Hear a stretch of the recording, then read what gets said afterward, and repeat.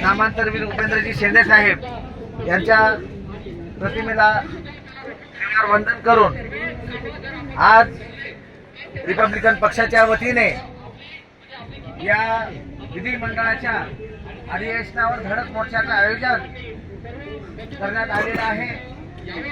त्या धडक मोर्चाच्या आयोजनाचे प्रमुख नेतृत्व आदरणीय भाऊ निर्मावणे साहेब महाराष्ट्राचे अध्यक्ष, त्याचप्रमाणे विविध जिल्ह्यातून प्रमुख कार्यकर्ते उपस्थित राहिलेले आहेत।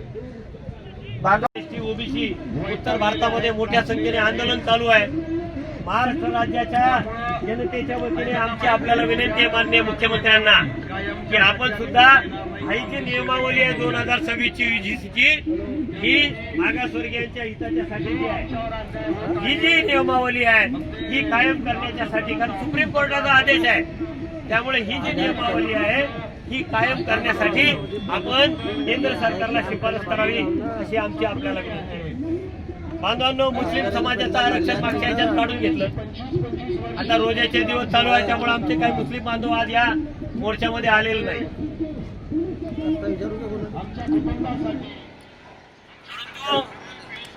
ओबीसीच्या कोट्यातून मुस्लिम आरक्षण जे आहे, मुस्लिम ओबीसींना आरक्षण दिलं गेलं पाहिजे। सच्चर समिती का अहवाल आहे, एवढे वर्ष आपण त्यांना मुस्लिम ओबीसी म्हणून आरक्षण देत होतो। देशातलं राज्यातलं सरकार हे जातीयवादी सरकार आहे, धर्मांधतावादी सरकार आहे। या सरकारला मुस्लिम ओबीसींना आरक्षण द्यायचं नाही, धर्मावर आधारित आरक्षण द्यायचं नाही, आणि म्हणून त्यांनी गेल्या काही दिवसांच्या पूर्वी मुस्लिम ओबीसींचं आरक्षण काढून घेतलेलं आहे। ही बाब निषेधार्ह आहे।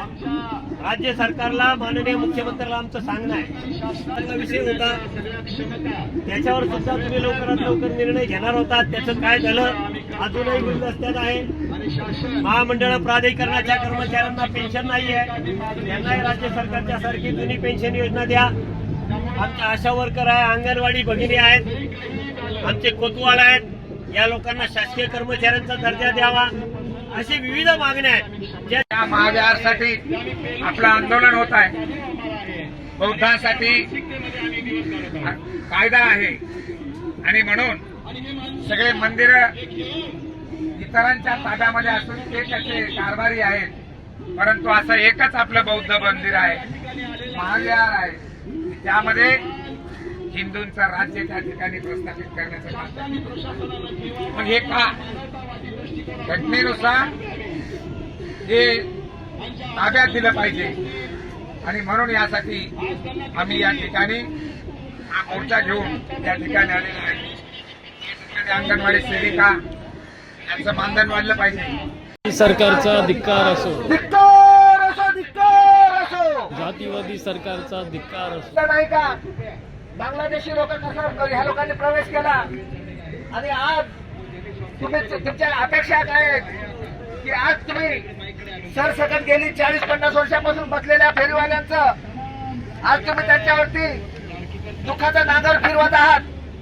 मी तुम्हाला इशारा देतो, आज या फेरीवाल्याच्या विरोधात जर तुम्ही उभे असाल तर रिपब्लिकन पक्ष खोरीपा हा त्यांच्या पाठीशी उभा आहे। आज मी तुम्हाला इशारा देतो की तुम्हाला दुसरं तिसरं कोणी जाणलेलं नसेल, या रिपब्लिकन पक्षाने तुम्हाला आधीपासून जाणलेलं आहे। थांबा एक मिनिट, हळू चला, हळूहळू चला, हळूहळू चला, मध्ये येऊ का? या या, चला साहेब बसा, या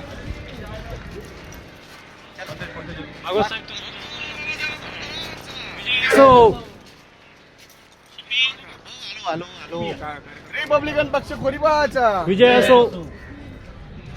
आमच्या कार्यकर्त्यांवरती कारवाई, हा, कार्यकर्त्यांवर कुठे कारवाई होणार आहे? पण आपलेच विजय असो।